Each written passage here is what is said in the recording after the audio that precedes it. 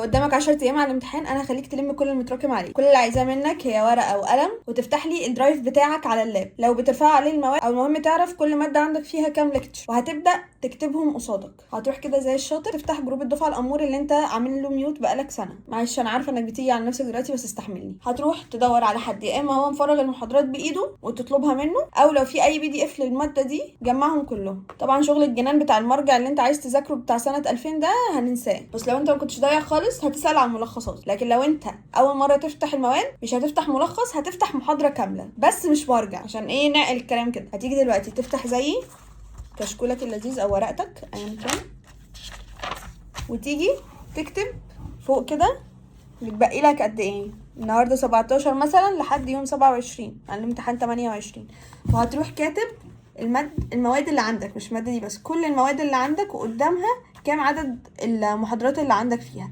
اوكي بفرض انت مثلا الماده دي، انا الماده دي عندي معالم مثلا، انا الماده دي انا مش هكتب بس 10، انا هنزل تحتيها كده عشان انا مش شايفه، هنزل تحتيها كده ديليت 1 2 3 وجنب كل واحده مربع. اوكي لحد الاخر 10 كلهم تمام.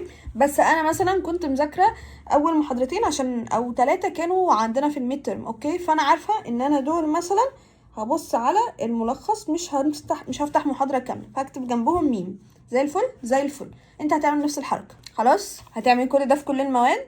طبعا الافكار الكريزي بتاعت انا ممكن ملحقش انا مش عارف ايه والجنان ده هنفكنا منه، يا هنكتبه في ورقه ونروح مقطعينه عشان نهدي نفسنا، يا شوف يعني حل مع نفسك بقى. يعني مش هنقعد نفكر دلوقتي انا ليه عملت كده طول السنه. بجد انت حط في دماغك، اكتب ورقه حلوه كده وعلقها قدامك، احنا هننقذ ما يمكن انقاذه، مش هنقعد نفكر كتير. هنذاكر ازاي؟ انا عايزاك كده ايه، تغني وتلعلع. عايزك كده تغني وتلعلع يا نجم النجوم. سمعني صوتك في الشقه كلها. مفيش مذاكره بالكتابه، مش هنذاكر بالكتابه، مفيش وقت ان احنا نذاكر بالكتابه.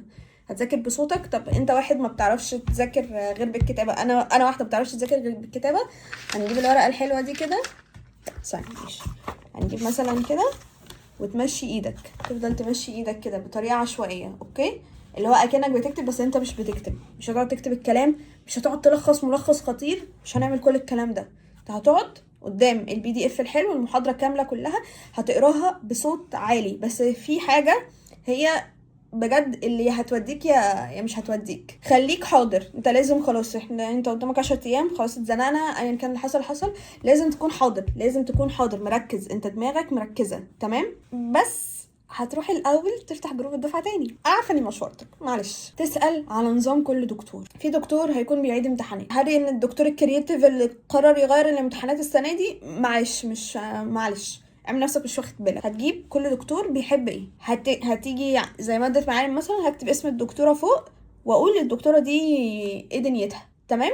سيب الموضوع ده على جنب دلوقتي، هنرجع له تاني. يبقى احنا كده معانا عدد المحاضرات، النظام اللي هنشتغل بيه، نظام كل دكتور، الطريقه اللي هنذاكر بيها، اخر حاجه تنظيم المكان حواليك. حرفيا ده اهم حاجه. اول حاجه الكارثه اللي اسمها الموبايل هتخفيها من حياتك.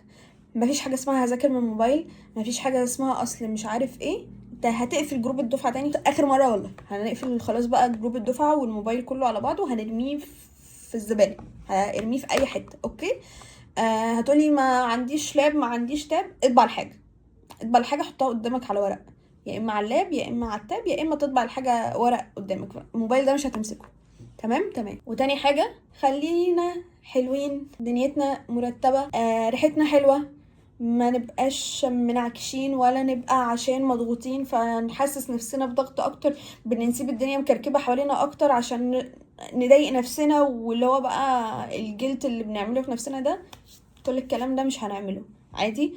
هنستحمى ونسرح شعرنا حلو ونحط برفيوم كويس ونظبط المكتب اللي هنذاكر عليه، سريرنا ميبقاش متكركب، نظبط الاوضه، كل حاجه، وهنقعد نذاكر بطريقه حلوه. اوكي بجد يعني هنرومانتسايز الحوار عادي جدا اكننا لسه في اول الترم. انا هاجي اقسم ال10 ايام دول 5 و5. اول 5 ايام هنقيد ذا فروج. يعني ايه هنقيد ذا فروج؟ يعني هنجيب المواد اللي احنا ضايعين فيها وهي اللي هنبدا بيها في الاول. هتيجي زي الشطور كده اول 5 ايام. اولا احنا في اليوم هناخد مادتين، مش هتاخد ماده واحده. ماده واحده هتزهقك، واكتر من مادتين هتشتتك. هي مادتين، انت هتختار كل يوم مادتين وتقعد تغيرهم على بعض. تمام. لو عندك لغات زي مثلا انا عندي لغتين، اللغه ما تاخدش اللغتين سوا في يوم واحد. يعني انا عندي يوناني ولاتيني، يوم يوناني ويوم لاتيني ومعاهم ماده تانية. لو عندك لغه واحده يوم ويوم لا لغه، يعني اليوم يوم لغه ويوم لا مش هتحط لغه خالص، وهكذا. وتقسم بقيه ايه المواد، ما عدا هتشيل الماده اللي هي لما نخلص ال10 ايام هتكون هي اول امتحان عندك، دي هنسيب لها يوم ونص في الاخر، ما تقلقش.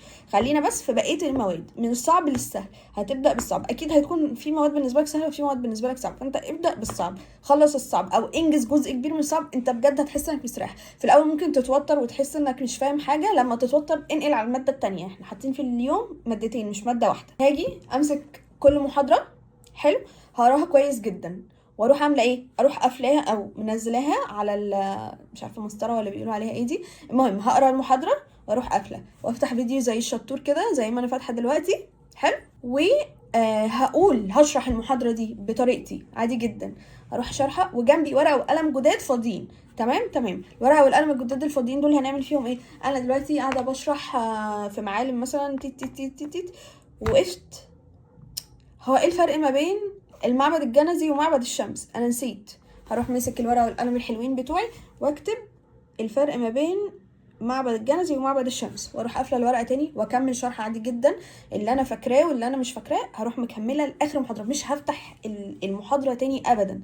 تمام.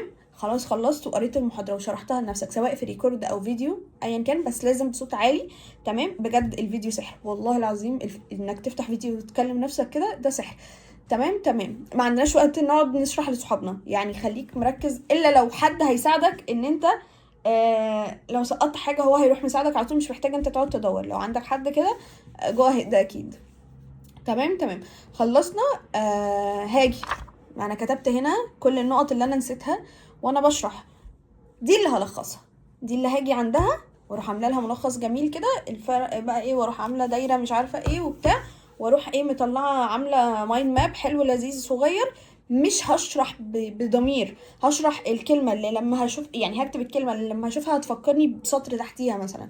تمام. يعني مثلا معبد الشمس الاله رع، فمثلا انا الاله رع في دماغي هيفكرني بالقصه بتاعه اسمه ايه ده، بتاع الالهيه ومش عارف ايه، وهيجي بعدها ان الطريق الصاعد هيكون مكشوف عشان خاطر الشمس. قصه كده بسبب كلمه، خلاص يبقى هي الكلمه دي اللي هكتبها اللي هتفكرني بكل اللي تحتيها. حلو. يبقى كده ده الملخص بتاعي، ده الملخص اللي عندي.